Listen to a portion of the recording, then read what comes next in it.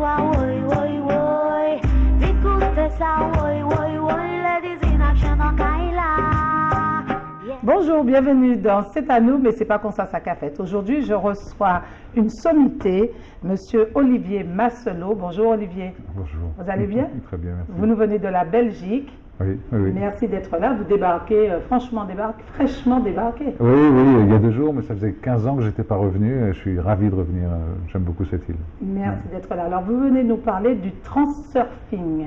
Oui, Transurfing est un best-seller international que j'ai la chance et l'honneur de représenter pour les pays francophones. D'accord. Donc, écrit par un physicien quantique russe, Vadim Zeland. Tout à fait. C'est ce livre-là. Ouais. Et qui est disponible en Martinique, on le trouve, celui-là? Oui, il paraît même qu'il se vend pas mal. Donc, le transurfing, qu'est-ce que c'est? Alors, c'est un modèle qui a été mis au point par un physicien quantique russe. Et on sait que les Russes sont assez en avance pour tout ce qui est connaissance de l'humain et nucléaire, donc quantique, parce qu'à l'époque, ils avaient envie de savoir comment fonctionne l'homme et comment fonctionne la bombe atomique, à l'époque du bloc communiste. Donc ça a fait qu'il y a eu vraiment des grosses avancées au niveau connaissance de soi. Et donc ce physicien quantique est parti des lois de la physique quantique pour établir un modèle concret et facilement applicable dans la vie de tous les jours, qui part du principe qu'à chaque parole, chaque pensée ou chaque acte que je vais poser, j'engendre une conséquence. Normal. Oui. Les bouddhistes le disent. Voilà. C'est un peu le karma. Tout le monde le dit. Tout le monde le dit. Tout le monde le dit. De toute manière, on parle tous de la même chose et ça fait des milliers d'années. Oui. Mais ce qui est intéressant, c'est de voir qu'aujourd'hui, la physique quantique et les neurosciences, parce que j'ai aussi un livre que j'ai écrit qui mélange les neurosciences et la physique quantique, Neuroquantis. Ces 2 sciences, on arrive aux mêmes conclusions que les philosophies millénaires. Et donc, maintenant, par contre, avec la connaissance du cerveau, comment se mettre vraiment en observateur de ce que je fais? Je dirais comment, au lieu de pointer le doigt en disant c'est la faute de l'autre, je vais plutôt aller voir, tiens, mais en quoi je me suis amené là tout seul? D'accord. Et ça permet de se responsabiliser et de savoir que à partir de maintenant, ce que je vais faire, je peux l'orienter pour aller dans la direction de ce que je veux. Donc, poser des actes et diriger ses actes, diriger sa vie. Voilà. Ce serait presque ça? Oui, c'est ça. D'accord. En allant, du coup, à l'inverse peut-être de certains conditionnements reçus par l'éducation, la société, etc., etc., en allant aussi braver ses peurs, parfois, parce que c'est facile de rester dans une zone de confort et difficile de faire un pas en avant. Voilà, il y a tout ça qui rentre en ligne de compte. Et ce sera difficile de reformater, parce que c'est du reformatage, ça. C'est pas si difficile que ça, parce qu'on a un cerveau, on a une partie de notre cerveau qui adore apprendre. Et donc, si elle a appris que jusqu'à présent, elle se faisait punir, mais que maintenant, elle va être récompensée, elle a appris, elle l'a assimilé, et c'est du définitif. Hein, je prends un exemple, si j'ai appris quand j'étais petit, si je parle quand les adultes parlent, je vais me ramasser. Oui, ici, c'est pas comme ça. On parle quand je suis grand, peut-être que je vais avoir du mal à m'exprimer avec des adultes, mais si je me rends compte que quand je m'exprime, ça fonctionne bien, à ce moment-là, le cerveau, lui, l'a enregistré. Tu vois, tu n'es plus puni, maintenant tu es récompensé, tu peux parler. Donc c'est un déconditionnement, en fait c'est surtout un reconditionnement vers des nouvelles postures, des nouveaux comportements qui vont amener naturellement. Alors c'est un chemin, mais ça se fait assez vite. C'est par une succession de prises de conscience que ça se fait. Chaque prise de conscience, c'est une graine qui amène autre chose et qui permet d'évoluer. D'accord. Celui-ci, c'est le volume 1 de Transurfing. Il pose toutes les bases. Il a été écrit, en fait, c'est une série d'articles que Vadim Zeland avait mis sur Internet et qui ont été compilés en un livre parce que, vu le succès d'Internet et tout, il y a eu une demande telle qu'il en a fait un livre et qui s'est vendu à 1,5 million d'exemplaires en Russie.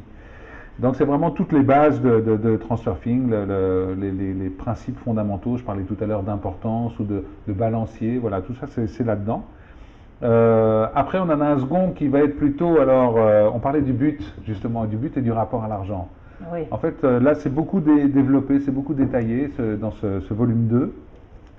Le but, le rapport à l'argent, il y a aussi un chapitre sur les rêves qui explique en quoi, en fait, ça c'est intéressant, c'est que quand nous rêvons, il y a une partie de nous, de notre cerveau qui dort, et puis l'autre partie, le préfrontal, qui se balade.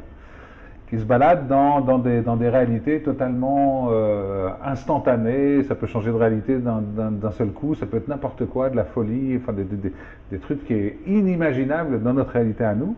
Et en fait, il y a un parallèle qui est fait entre la création de ce qu'on peut faire dans un rêve et la création de notre réalité qui prend plus de temps parce qu'il y a toute l'inertie de la matière qui se met en place. Donc c'est très bien expliqué là-dedans, justement, comment on a cette prise comment on est en interaction directe avec cette réalité. D'accord. Voilà. Et le troisième va nous parler plus en fait du thème du quatrième module. On parlait donc du module 3 qui parle d'argent et de but. Le quatrième, il va nous parler de ce que l'auteur appelle le frailing, mais en fait, ce serait plutôt les relations avec soi-même et les relations à l'autre. Et il y a une phrase qui est très puissante, je trouve, de Vadim Zeland dans ce tome, c'est renoncez à votre intention d'obtenir, remplacez-la par l'intention de donner, et vous recevrez ce à quoi vous avez renoncé. Alors, ça peut peut-être un peu compliqué pour certains à en comprendre, mais c'est vrai que si je suis dans la volonté absolument de récupérer quelque chose et d'avoir quelque chose pour moi, je vais peut-être avoir quelque chose, mais il va falloir que je dépense beaucoup d'énergie et je vais avoir quelque chose. Mais par contre, si je me mets plutôt dans une ouverture à l'autre et dans une intention de donner, de partager, d'échanger, etc., à ce moment-là, je vais m'enrichir vraiment d'une manière beaucoup plus profonde et je vais recevoir bien plus que ce que j'aurais pu grappiller en essayant d'à tout prix vouloir obtenir. Donc c'est une relation totalement différente à la vie, je dirais. Et c'est vrai que plus dans tout ce que l'être humain va mettre en place, il va être dans l'intention de donner quelque chose, plus il va recevoir de cadeaux. C'est vraiment et ça rejoint les religions, encore une fois. Hein, tout à fait, j'allais le dire. On parle tous de la même chose, mais là, c'est à partir de conclusions de physique quantique. Il faut vraiment vivre cette expérience. C'est tout à fait vrai. Tout à fait. Tout à fait. En le vivant, les barrières tombent, tout ce qui pouvait sembler compliqué devient simple. Et vraiment, dans les 8 jours de ce séminaire... Parce que quand vous parlez de religion... bibliquement, c'est ce qui est dit, hein, Dieu dit donnez, vous recevrez. Oui, tout à fait. Ça se rejoint en fait. Hein. Oui, mais... Elle est formidable, la vie. N'est-ce pas? Je suis tout à fait d'accord avec vous. Merci beaucoup. Bon après-midi. Au revoir. Au revoir. Merci Laurence. Au revoir. Et, ce que vient de dire ou donner... Apprendre à... être plus dans l'intention de donner, mais même pour toutes les décisions que je vais prendre, hein, que je vais ou que tout le monde va prendre, s'il se pose la question, est-ce que je suis en train de donner quelque chose ou est-ce que je suis en train de vouloir à tout prix retenir? Ou avoir quelque chose en échange. Voilà.